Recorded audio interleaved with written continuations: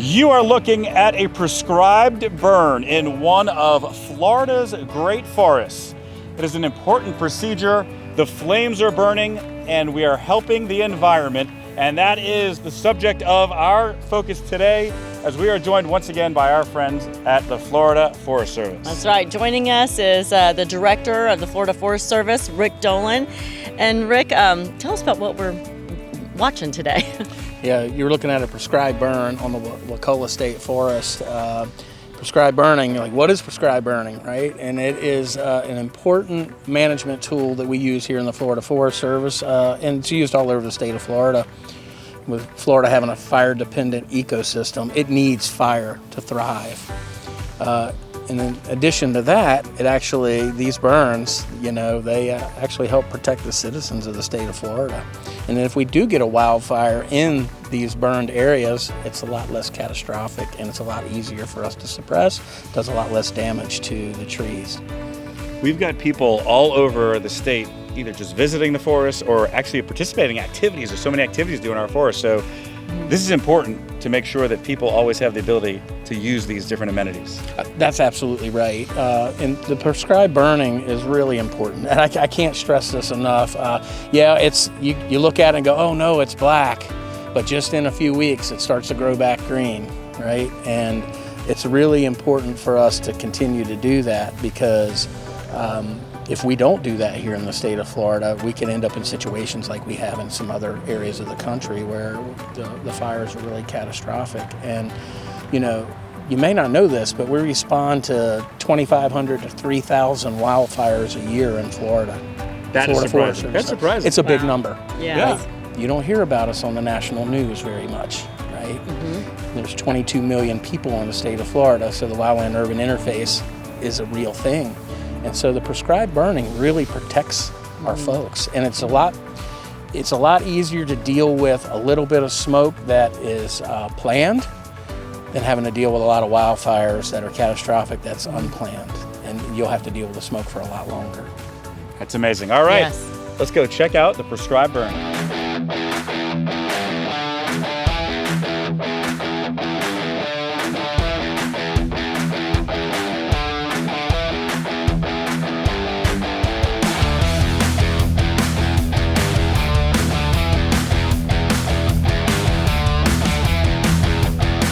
I'm here with Chris Colburn, District Manager for the Florida Forest Service. And Chris, we're out here today at a prescribed burn. And tell us the importance of why you do this. Okay, well, prescribed fire is probably the most important management tool, land management tool in Florida. We burn to protect people, reduce the fuel buildup, the hazardous fuel buildup, so that when we do have a fire in the forest, it's easier, it's safer and easier to control. It also improves habitat for wildlife, biodiversity, and overall forest health improvement. And so we were here, we saw the helicopters land earlier. Mm-hmm. Tell us that component that goes into this process today. Okay, so the Florida Forest Service has helicopters that we use primarily for wildfire suppression, but we also use them as a tool for prescribed fire. And what they'll do is once that black line is established, like we talked about, is they will launch, and they have an operator on the helicopter with the pilot, and they have a machine called a plastic sphere dispenser. And what they'll do is they'll fly a grid pattern, and they'll drop these plastic sphere dispensers, which actually ignite when they hit the ground and serve as an ignition source, so that we're not going in there with hand crews. I'm here with Lance Levitt, Aviation Manager of Forest Service. And Lance, we're out here today on a controlled prescribed burn. And tell us about the aviation side of what Forest Service does. Well, on the aviation side, we use aircraft fixed-wing aircraft. We patrol the state, we look for smoke, and then we investigate the sources of the smoke.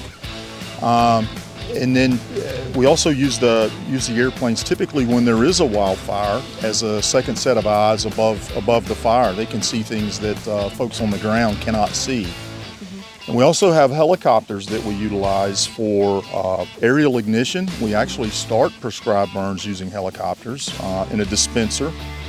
It dispenses a little ping pong ball looking device that actually starts the fire on the ground. And then we bring in the larger helicopters that we have. We fly with a 320-gallon bucket that we dip in ponds, lakes, rivers, water sites, and we use the water to cool the fire, where the guys on the ground with the dozers and the plows can actually get close enough to the fire to pull fire lines around and contain the fire. Florida has the second largest forestry fleet of aircraft in the country, next to California, of course. Most of our helicopter fleet is newly acquired. In addition to, we have about six relatively new aircraft that we've just acquired. So we're really excited and really proud to have the tools and the resources that we've been provided. It's kind of a rare thing that we're able to acquire all of this equipment in such a short period of time. We've been here, we're witnessing it. It's very fascinating to see. It's my first time seeing this, but tell us kind of the process that goes into this. Okay, there's a lot of planning that goes on ahead of time. One is you have to do an assessment of what you're burning. You want to know how much fuel buildup there is, and then weather and atmospheric conditions. Right up to the day before, you're watching those weather patterns, and you just pick a day where it's more conducive to burn in a safer manner. And so what they've done here is they've lit what we call a baseline, where they light along the downwind side.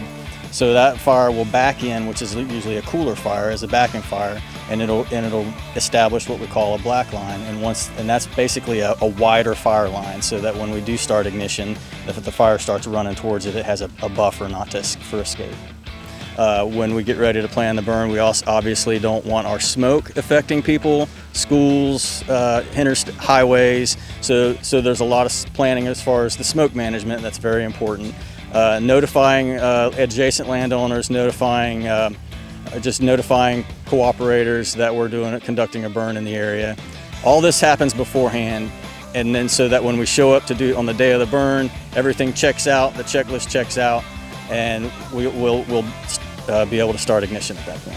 So Chris, we have lots of tourists and new residents moving into our state often, and they may not be familiar with what you do here with a prescribed burn. So, kind of educate what goes on, and so people know when you're doing a prescribed burn what it's about.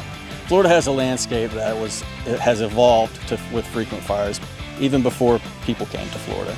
So it's important for Florida's ecosystems to have that fire, and also to reduce the risk of catastrophic wildfires. Fires that occur on a landscape managed by frequent fire are a lot lower intensity, they're a lot less destructive, they're easier to control and keep out of neighborhoods and people's homes. Fire behavior like you see behind us with a prescribed fire is lower intensity than what you would see with a wildfire. With a wildfire, a lot of times these flame heights reach the top of the trees. That's very destructive, moves very fast, spots in the neighborhoods, and damages the resources.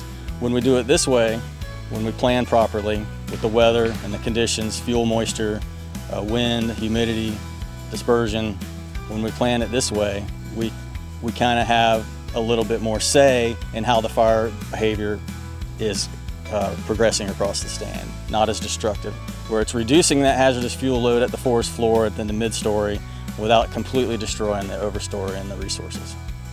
Fascinating, it truly is, and all of you do such great work to keep our state beautiful, and we're glad that we can highlight it and show the average citizen and the tourists around the state why our state is so nice, and you help keep it that way. Thank you. Wow, that was a really great segment and fascinating what your department does for the state, and it was really neat seeing the helicopters also. And tell us about the fleet. So we have an excellent aviation fleet with the Florida Forest Service. We've been very blessed to upgrade that in the recent years. We have 10 helicopters, and we utilize those for wildland firefighting, but as you can see, for prescribed burning, it's an excellent tool for us to get large numbers of acres done in a short period of time, and it's a very safe, effective way to get burning accomplished. It provides, our firefighters are exposed to less risk by actually not having to traverse the middle of the burn units, and you're able to light those off with the helicopter. Mylisa thought she was going to go up in one of those helicopters, and wasn't able to get in there that day. Yeah, I wanted like a scenic tour, but I guess that day wasn't the time She thought for she it. could even fly then. Well, yeah, I wish we could have gotten you up, but we have rules against that a little bit. In addition to our aviation fleet, and we in the recent years with tremendous support from our Agriculture Commissioner Wilton Simpson, we've really pushed forward in our drone program, and we're doing a lot of drone burning as well now too. How does that work? It's amazing. I can give you an example of, let's say we were going to burn a 300-acre block by hand. That would take us all day to do that. And we would have to put people in the middle of the block, lighting and doing all that stuff, and exposing our folks to added risk. Mm-hmm. With the drone, we can burn that same 300 acres in about an hour and a half and not have to put a single person in the middle of it. And the beauty of that is we're looking at a screen. We can actually see what the fire's doing, and we can adjust our burn patterns to adjust the fire intensity with the drone. And we literally can get, the same amount done in, less a quarter of the time. And Just for clarification, Wow. the drone is starting the fire, or the drone's putting out the fire?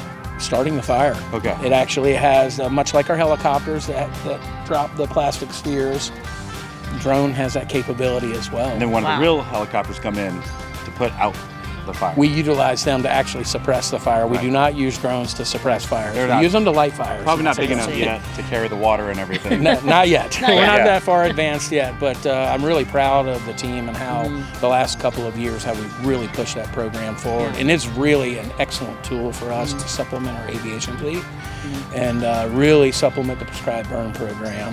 It's really great. It was really, truly fascinating to witness, wasn't it, Joel? To be Yeah. out there with your team and see what they do and how you protect our state and keep it our Sunshine State looking beautiful. So it was a neat experience.